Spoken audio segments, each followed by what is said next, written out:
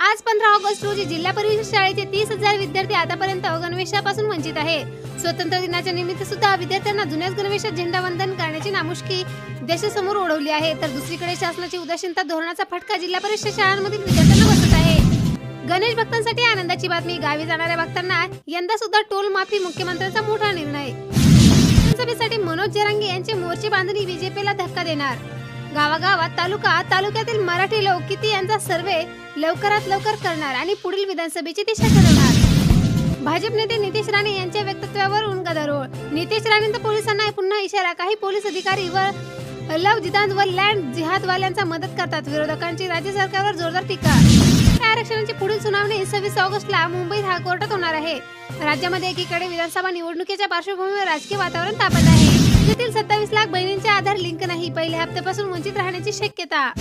रक्षाबंधनाआधीच लाडक्या बहिणींना मुख्यमंत्र्यांची गिफ्ट, पात्र महिलांच्या बँक खात्यामध्ये 3,000 रुपये जमा होण्यास सुरुवात। मागितलं असतं तर पक्षचिन्ह सगळं दिलं असतं, सुप्रिया सुळेंची रोखठोक मत।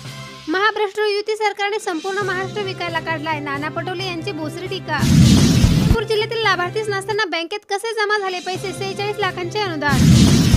शरद पवार पडद्यामागून जरांगेंना पाठिंबा देतात, लक्ष्मण हारकेंचा आरोप।